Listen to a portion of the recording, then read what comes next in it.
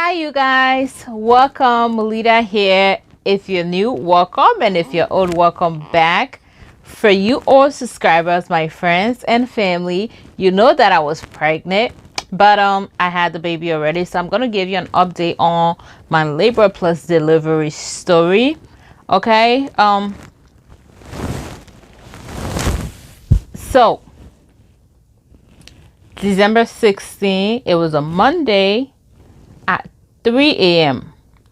I woke up to use the bathroom.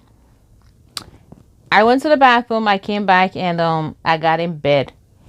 Immediately I got in bed, I felt like this leak. It was warm. But to be honest, my brain did not click to my water breaking because I wasn't due till another 4 weeks. Because that Monday I had just turned 37 weeks. And I had an appointment that day. So once I felt that leak, I woke my husband up. I'm like, something warm just came out, like just like that. And then he touched it.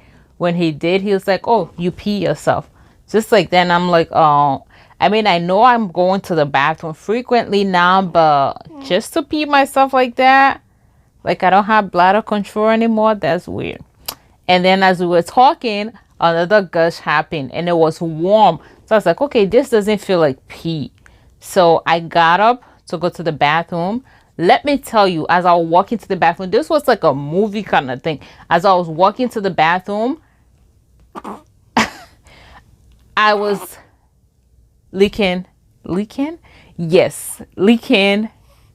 Like you open the bathtub. I'm not even exaggerating this thing. That's how it was happening. So I was like, you know what? Let me go to the bathroom and go take a shower. But then things started running to my. I'm like, what if my water didn't break, but I'm just leaking fluid? I went on YouTube and started looking up things. I went ahead and took a shower. I took a shower. As soon as I got out of the shower, it's like pointless. Why did I just take a shower? I'm still like legit leaking fluid. So I told him, I'm like, this is, I don't know. But let me tell you, right, the funniest thing or strangest thing that was going on at this point, I was not in any pain, like no pain, zero. So I didn't know to think if it was labor or not. And mind you, this was my third child. This is my third child, and that was my third pregnancy. So I expected both of my pregnancy was full term, so I expected him to be full term. So for me to start leaking fluid, I wasn't thinking about labor. I wasn't thinking about preterm labor or any of that stuff. So since I wasn't feeling any pain and stuff, I was like, okay, maybe it's not labor or whatnot. But he had to call out of work. He's a Marine. So he went on base and dropped off the things that he had to drop off. I was still at home. Yes. He went on base. He dropped off some stuff and he came back. We got my daughter ready for school. Got her on a bus. My appointment that morning was at 9:30. Yeah. So I'm like, you know what? Since I have an appointment today, we will just go to the hospital. We went to the hospital. And I went to the nurse at the front where my appointment was gonna be, and I asked her. I told her, I was like, oh, I have an appointment today, but something happened this morning at 3 a.m. She's like, what? I was like, well, I've been leaking fluid. I'm not sure if I'm gonna see my doctor or just go to labor and delivery. So she asked the doctor that was around, and he's like, go to labor and delivery. And mind you, at this point I have changed over, I'm not even exaggerating, I have changed at least 8 to 9 pads because they kept on getting wet. All right, so I went upstairs to labor and delivery, and they registered me, checked me in, and I sat down for a little bit. A room was available. They took me in the room for a checkup, and the doctor came in. He asked me a couple of questions, and he's like, you know what, we're gonna do a swipe and test it and see if it's your water that broke or just fluid. So as soon as he did it, it was like 9 still, like 9:45, 9:50 and stuff like that. He did it and he's like, oops, that's your water that broke, so we're gonna be having baby today. I'm sitting there like, what? And then he went ahead and checked to see how dilated I was. I was 4 centimeter dilated. Yes, that's crazy. All right, so from they got me into the delivery room now, like around 10. So I was there, and he told me, since I am 4 centimeter dilated, my water broke since 3 a.m. I had until, was it 8 hour? No, not 8 hour. Was it 12 hours or so for the baby to come? I can't remember. I had it recorded. I will check my recording and put it there. But yeah, I had until 12 hours, I believe, until the baby come. If the baby did not come, then it was going to be an emergency C-section, because my water had been broken for a while and they can't keep baby in there and stuff like that. So it's like, okay. So we were there from 9 something. I was 4 centimeter, and up until 6 I was still 4 centimeter. By then it had already settled me, put my IV and other stuff. I took and I was just laying there waiting for contraction and all that things to get in active labor and stuff like that, but nothing was really going on. Baby boy was chilling. I was just laying there. We lied down there for like hours and hours, and doctors came in, nurses came in, but they couldn't frequently check me at this point because they didn't want to risk any infection and stuff like that. So we were there, and then I'm telling you, right, there's this doctor, she was bent on C-section. It's like, if she had her chance, if she had her will, she was just gonna cut me open. It's like she was just waiting to cut open somebody. Maybe she haven't done surgery for a while, so she's looking for who to cut, or maybe it's her first surgery. I don't know, but she was bent on surgery. She came in, she's like, you gotta take out all your jewelry and stuff. So when she left, we didn't listen to her. My husband and I didn't listen to her. We let her go. She came back again and she said the same thing. So we went ahead and took off my stuff. Oh my goodness, taking off my ring was a hassle, but we finally got it off and stuff like that. Good thing her shifts were over, so she left. And then another, prior to her leaving, the one that came, the first doctor that said I was gonna get a surgery, she went ahead and counted my process from 3 a.m. when my water broke to 9 p.m. If the baby did not come, then I was gonna get an emergency C-section.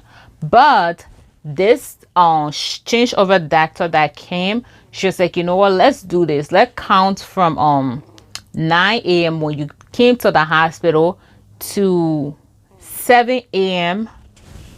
Yeah, 7 a.m. the next morning. If baby doesn't come, if we don't see any improvement in contraction, then most definitely we have to do an emergency C-section. Now listen, no matter how my baby come, I was going to accept it because I was ready to meet him. But C-section was just not part of my plan. But God plans is different from man plan. So like I said, I'm willing to take any way that was going to make a way for me to meet my little boy. All right. But I just wasn't, I didn't plan for C-section. All right. So at this moment, I haven't taken anything. I have for my 2 kids, I did natural birth, so that was my plan for him. Good thing I already had my birth plan set up and all that stuff, so I gave it to them and things. So the second doctor that came, the changeover doctor, she was like, oh, I seen your birth plan and stuff like that. You said you don't want any medication, you want to go natural, but to be honest, it's the 21st century, so you still have the option to take medicine if you want. So I was like, nah, I'm good, I'll be fine. I like to experience my pain and just take it all in, even though, oh Oh Lord, yeah. So my birth was natural, no medication for pain at all. I got IV with some stuff in it because of his lungs, because he was like on 37 weeks, so he needed for his was steroid, yeah, for his lungs development and stuff like that. But other than that, I didn't take pain medication for myself, so it was raw. All right, so like around 7, things kick in and they started getting real. If I can find some clips, I will insert them. But yeah, things kicked in and they started getting real, and we were just laying there. Labor was progressing and progressing, and I was waiting around. So like about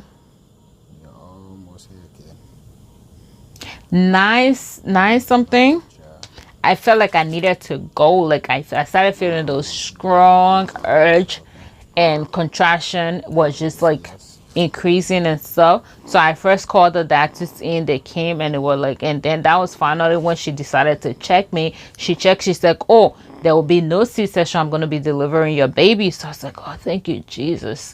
But you're not fully dilated yet, so we gotta wait a little bit more. I'm like, can I push already? So we gotta wait a little bit more. So she went back. They said, oh, when you feel another strong contraction and you feel like you really need to go, then call for us. So at 10, things got out of hand, and I tapped my husband. He called them. They came, and she was like, you're ready to go. And bam, my little man came. Delivery, it was soft, like pushing was kind of fast, like it just happened. And I had no tear, nothing. Since, like I said, he was preterm, they took him. Usually, like when I have my kids, like my last two, as soon as I have them, I get skin to skin immediately. But with him, they took him first thing first to check him and stuff like that. Then from there on, they brought him to me. I held him for like few minutes, and they had to take him, and that was like the hardest part. If I can rate watching my baby go instead of staying with me was harder than labor. Yes, I said it. Because I usually share a room with my kids when I have them, and I like have enough skin to skin time with them. But with him, they had to take him to NICU immediately, because so if you see me wearing the oxygen mask earlier, it's because every time I had contraction, his heart rate was dropping. That's why I was wearing the mask. Yeah, so they had to take him to NICU, and that really like broke my heart. And like it hurt me so bad. And it's like I couldn't do nothing about it. I would love to just hold him, but at the same time, I want what's best for him, and that's his. He had no health problem or whatnot, but it's just they had to help him with his breathing just a little bit. So they took him to on NICU, and after that, they took me to my room. They cleaned me up and took me to my room, and for the 2 days I was in a hospital, he was in NICU, and like I said, that stuff really hurt me. And then it was time to go home. The plan was for us to all get discharged together, but that hospital, oh my gosh, NASA University Medical Center.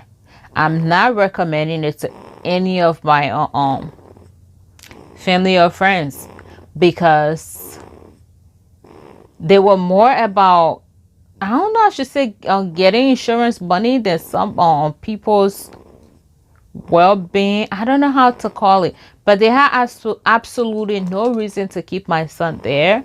but they kept on saying just in case. They told me the baby's fine and stuff like that, but they still want to keep eye on him. So I felt like it was not necessary. It wasn't. So we got discharged, and my son, our child, left in a hospital for a week. So we always had to go see him. That was so hard. I've never had to go through that before. And coming home without my kid, that's something I haven't done either.